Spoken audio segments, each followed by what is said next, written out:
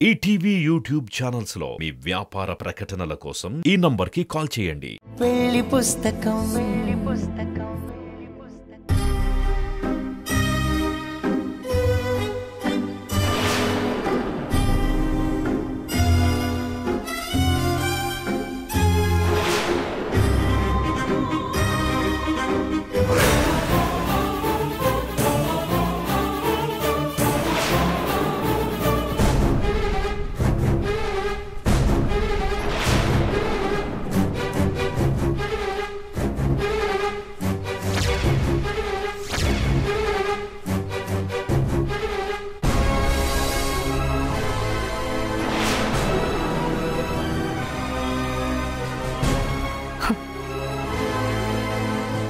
ఈ రోజుతో నాకు పట్టిన దరిద్రం వదిలింది. బీపీ ఎక్కువయ్యి గుండె ఆగి చచ్చిందనుకుంటారు. నా మీద ఎవ్వరికీ అనుమానమే రాదు. హలో,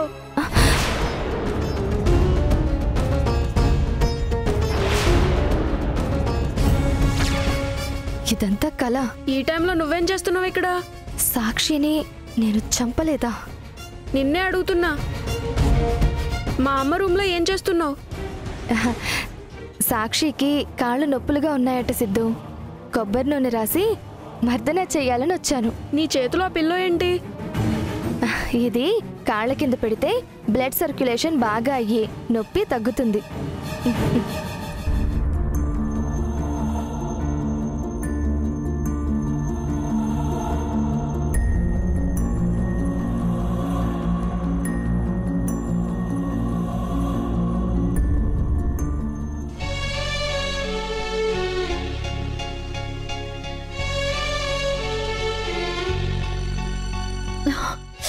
అయ్యో అభి, ఏం చేస్తున్నావు? నీకు కాళ్ళు నొప్పులుగా ఉన్నాయని మా అమ్మతో చెప్తుంటే విన్నాను. అందుకే ఆయిల్ రాసి మసాజ్ చేయాలని వచ్చాను. అయ్యో ఏం వద్దు అభి, నువ్వు నా కాళ్ళు పట్టుకోవడం నాకు ఇష్టం లేదు. ఇన్ని రోజులు నువ్వు చేసిన సేవలకి నేను కాళ్ళు పట్టుకోవడం తప్పేం కాదు. అది కాదభి, నువ్వు నాకన్నా పెద్దదానివి. ఇలా నా కాళ్ళు పట్టుకుని... సాక్షి, నువ్వు నా వయసుని పెద్దరికాన్ని చూడొద్దు. నేను పోయిన తర్వాత నీ బిడ్డగా పుడతాను కదా, ఒక అమ్మకి సేవ చేస్తున్నట్టు అనుకో. రేపు షాప్కి వెళ్ళినప్పుడు ఒక ఆయుర్వేద ఆయిల్ తీసుకొస్తాను. దానితో మర్దన చేస్తే ఇంకా మంచి రిజల్ట్ ఉంటుంది.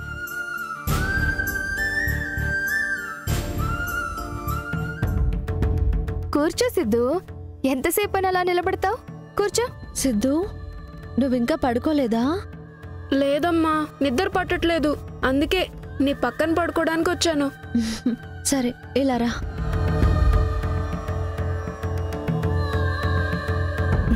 పడుకో.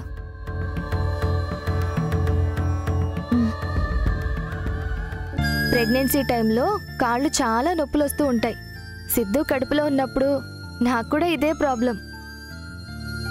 అప్పుడు నాకు ఇలా హెల్ప్ చేయడానికి ఎవ్వరూ లేరు. నందుకి కూడా చెప్పకుండా ఆ బాధని నేనే ఓపికతో భరించేదాన్ని. సిద్ధు పుట్టిన తర్వాత నా గుండెల మీద పడుకుని నన్ను చూస్తూ నవ్వాడు. అప్పుడు ఆ క్షణం నా బాధలన్నీ మాయమైపోయాయి. ఒక తల్లిగా నా ఆనందానికి అంతులేదు. సాక్షి, నీకు ఏ హెల్ప్ కావాలన్నా చేయడానికి నేనున్నాను. నీ విషయంలో చేసిన తప్పులకి ఎలాగైనా నీ రుణం తీర్చుకొనివ్వు. నువ్వేం ఆలోచించకుండా మాట్లాడకుండా ప్రశాంతంగా పడుకో. పడుకో.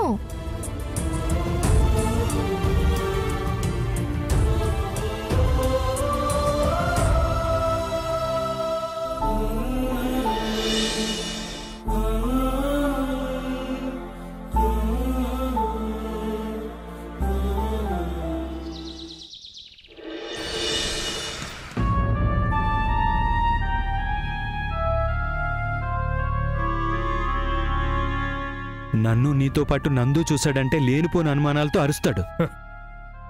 వాడి అరుపులు మెరుపులు నా ముందు చెల్లవు గోపి. వాణ్ణి కంట్రోల్ చేయడానికే తనుజ మైండ్ని మ్యానిపులేట్ చేసి ఒక స్ట్రాంగ్ వార్నింగ్ ఇప్పించాను. అయితే ఇక మీదట ఈ కంపెనీ సీఈఓ నువ్వేనా? ఎస్. ఆ పోస్ట్ నాకు దక్కే ముందు ఆ నందగోపాల్కి ఇంకొక షాక్ ట్రీట్మెంట్ ఇవ్వాలి. దానికోసమే ఈ ప్రిపరేషన్. సరే అయితే ఇక ఆలస్యం ఎందుకు, స్టార్ట్ చేయి. నేను కాదురా, ఈ ప్లాన్ మొత్తాన్ని వేరే వాళ్ళు డైరెక్ట్ చేస్తున్నారు. నేను జస్ట్ ఆ ఇన్స్ట్రక్షన్స్ని ఫాలో అవ్వాలంతే. ఎవరు?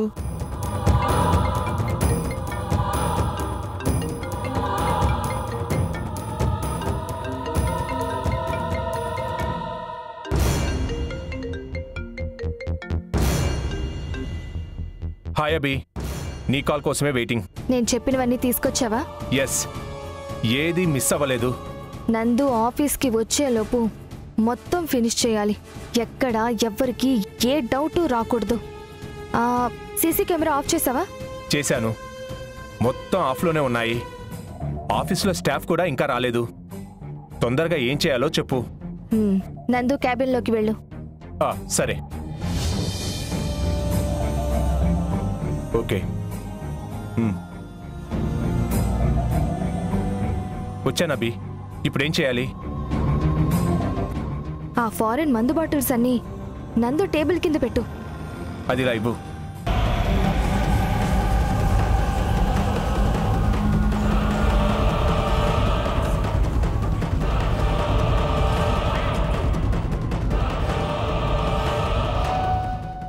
పెట్టాను. ఒక ఫైల్ని కూడా తీసుకురామన్నావు, అదేం చేయను? ఆ టేబుల్ మీద ఉన్న ఫైల్స్లో పెట్టేసే. సరే.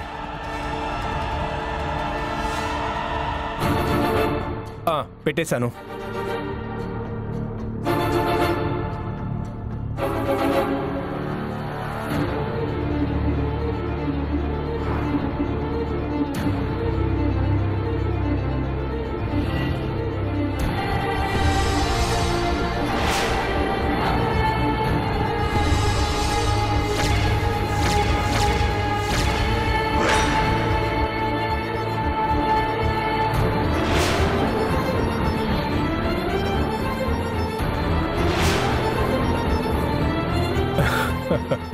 అనవసరంగా భయపడ్డాం కదరా.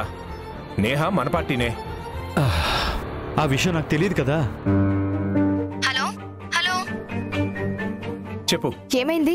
ఏం లేదు, నా ఫ్రెండ్ నేహాన్ చూసి భయపడి నన్ను భయపెట్టాడు. సరే, నేహాకి ఏం చెప్పాలో తెలుసు కదా? తెలుసబి, మిగిలిందంతా నేను చూసుకుంటాను. నువ్వు కాల్ కట్ చేసి రిలాక్స్ అయిపో. ఓకే.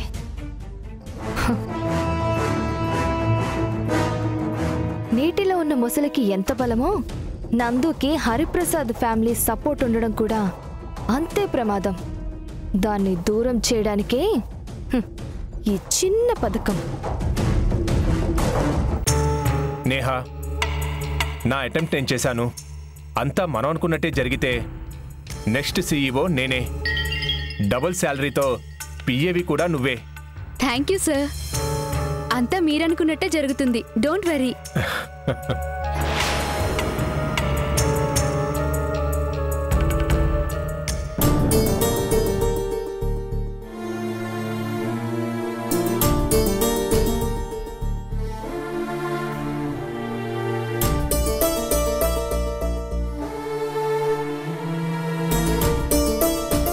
ఇది సిద్ధు హ్యాండ్ రైటింగ్. నువ్వు నన్ను పప్పాని వదిలి వెళ్ళిపోయినప్పుడు స్టార్ట్ అయిన కోపం తిరిగి వచ్చిన తర్వాత కూడా ఉంది. నీ వల్ల నేను, పప్ప, మా అమ్మ అందరం ప్రాబ్లం ఫేస్ చేశాం. అందుకే నేను డెవిల్ అనేవాణ్ణి. నువ్వు చచ్చిపోతావని, మళ్ళీ చూడాలనుకున్నా చూడలేనని అమ్మ నాకు చెప్పింది. అప్పుడే నీ మీద నాకు కోపం కొంచెం తగ్గింది. అమ్మ కోసం, కడుపులో ఉన్న మా చెల్లి కోసం నువ్వు కేర్ తీసుకోవడం నేను చూశాను. దేవుడి ముందు నిలబడి ఏడుస్తూ చెప్పిన మాటలన్నీ నేను విన్నాను. నైట్ అమ్మ కాళ్ళు నొక్కుతున్నప్పుడు నువ్వు మాట్లాడిన మాటలన్నీ నాకు నచ్చాయి. అప్పుడే కోపం మొత్తం పోయింది.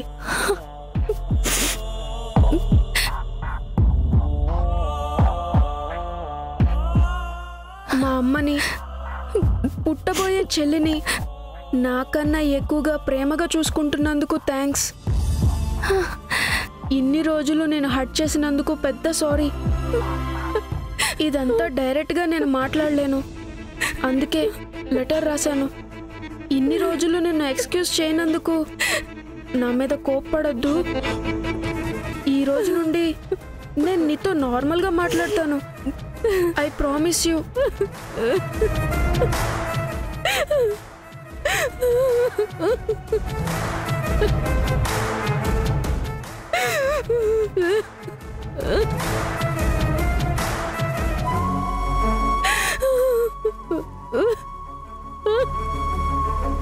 అభి, ఏమైంది?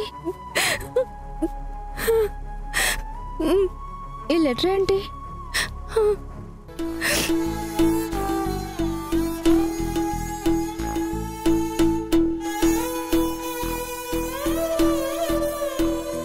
అంటే సిద్ధు నిన్ను ఇలాంటి రోజు వస్తుందని నాకు ముందే తెలుసు అభి. నా నమ్మకమే నిజమైంది. నన్ను క్షమిస్తూ ఇంత లెటర్ రాశాడు, కానీ ఒక్కసారి కూడా అమ్మ అనలేదు సాక్షి. మమ్మా,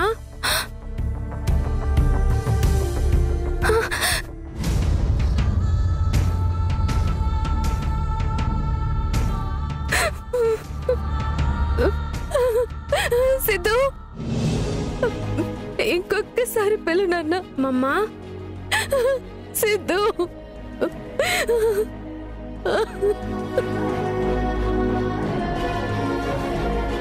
సారీ మమ్మా, ఇన్ని రోజులు నిన్ను చాలా హర్ట్ చేశాను. వద్దు నాన్న, నువ్వు సారీ చెప్పొద్దు. నీ కోపాన్ని నేను అర్థం చేసుకుంటాను. ఇప్పుడు మా అమ్మ అంటున్నావు కదా, ఇదొక్కటి చాలు. నా జీవితానికి ఇంకేం వద్దు.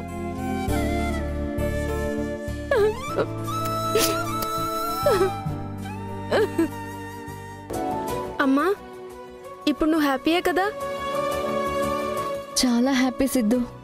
ఈ క్షణం కోసం అభి మన ఇంటికి వచ్చిన రోజు నుండి తనకంటే ఎక్కువ నేనే ఎదురు చూశానురా.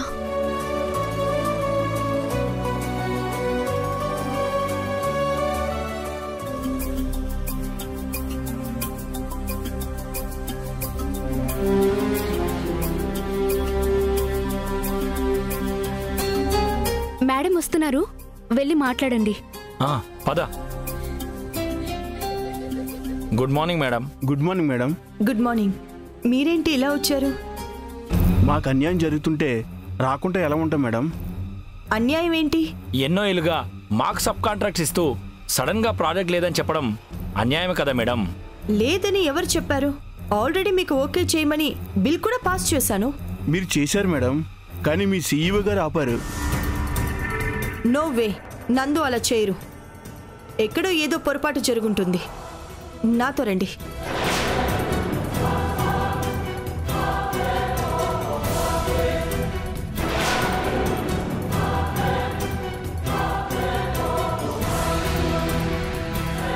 తను నందు మళ్ళీ ఏదో ఇష్యూ చేసినట్టున్నాడు.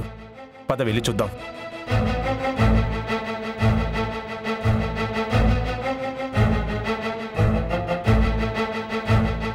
ఎక్స్క్యూజ్ మీ నందు.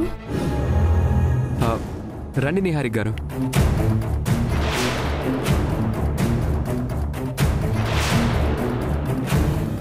నందు, ఎంఎస్ కన్స్ట్రక్షన్స్ కి సబ్ కాంట్రాక్ట్ ఇవ్వలేదా?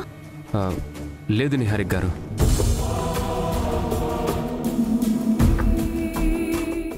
లాస్ట్ ప్రాజెక్ట్లో వాళ్ళ క్వాలిటీ గురించి కస్టమర్స్ నుంచి చాలా కంప్లైంట్స్ వచ్చాయి. అందుకే ఈసారి రిజెక్ట్ చేశాను. మా గురించి కంప్లైంట్ రాలేదు సార్. మీరు వేరే కన్స్ట్రక్షన్తో కుమ్మక్కాయి మా మీద నింద వేశారు. అర్థం లేకుండా మాట్లాడకండి. నేను ఇంకా ఏ కంపెనీతో ఈ సబ్ కాంట్రాక్ట్ గురించి మాట్లాడలేదు. ఈయన ఇలానే చెప్తారు మేడం. ఒకసారి సబ్ కాంట్రాక్ట్ ఫైలు మీరే చెక్ చేయండి. నేహా, ఆ ఫైల్ ఎక్కడుంది? ఇక్కడే నందు గారి క్యాబిన్లోనే ఉంటుంది మేడం. ఉండండి, చెక్ చేసిస్తాను.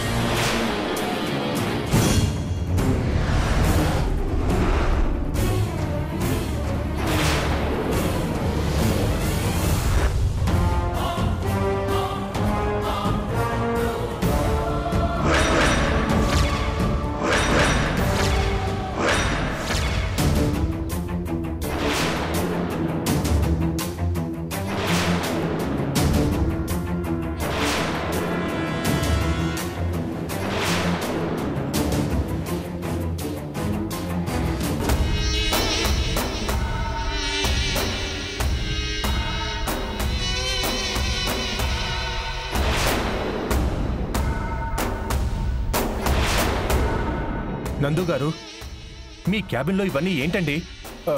అసలు నమ్మలేకపోతున్నాను. ఇవన్నీ నా క్యాబిన్లోకి ఎలా వచ్చాయి? దాని సమాధానం మీరే చెప్పాలి. ఎవరినో అడిగితే ఎలా తెలుస్తుంది? చూసావా అక్క, మీ నమ్మిన బంటు శ్రేయోభిలాషి ఆఫీస్లో ఎలాంటి పనులు చేస్తున్నాడో. తనుజ, నిజంగా ఇవి నాకు సంబంధించినవి కాదు. నాకు మందు తాగే అలవాటే లేదు. లంచం తీసుకునే పొరపాటు అస్సలు చేయను. మీరేం చెయ్యకపోతే ఇవన్నీ ఇక్కడెందుకున్నాయి? వాటికవే నడుచుకుంటూ వచ్చాయా?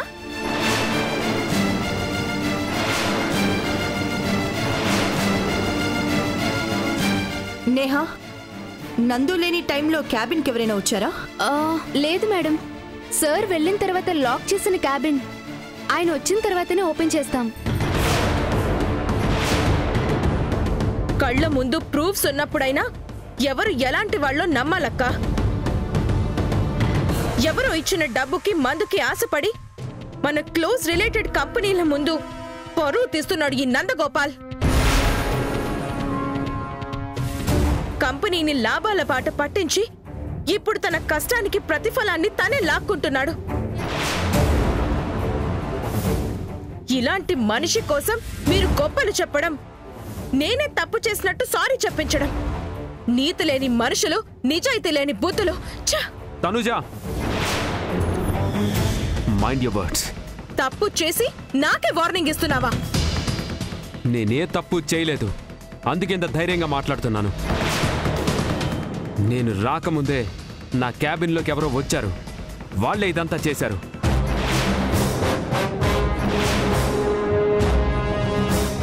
ఇంతకుముందు కూడా ఇలానే ఫైల్లో పేజెస్ కూడా మిస్ అయ్యాయి. ఇన్ని రోజులు ఆఫీసులో ఎప్పుడు జరగనివి చందు వచ్చిన తర్వాతే ఒక్కొక్కటిగా ఏదో ప్లాన్ చేసినట్టు జరుగుతున్నాయి.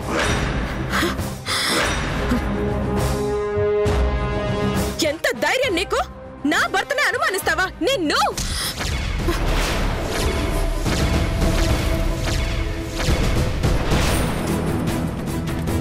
తనుజ,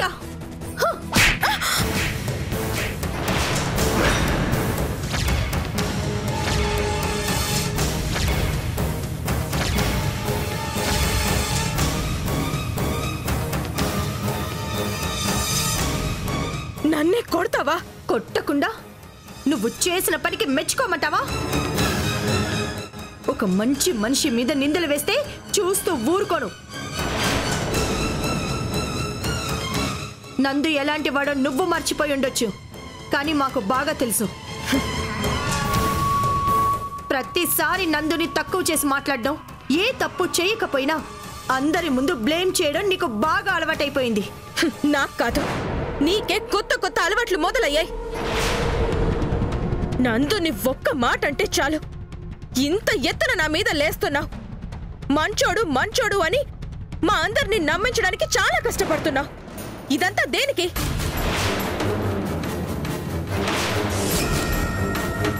నీకు నందుకి ఏదైనా సంబంధం ఉందా?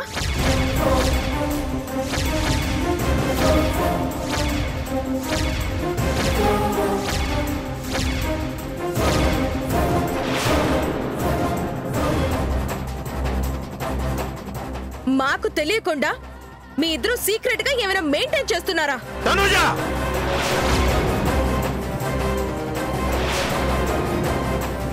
నార్మల్.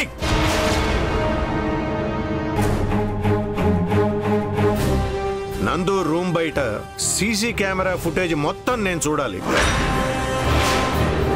ఎవరో కావాలని నీకు మీ అక్కకి మధ్య డిస్టర్బెన్సెస్ క్రియేట్ చేస్తున్నారు. వాడెవడో గాని నా చేతికి చిక్కితే మాత్రం క్షణం కూడా ఆలోచించకుండా చంపేస్తాను.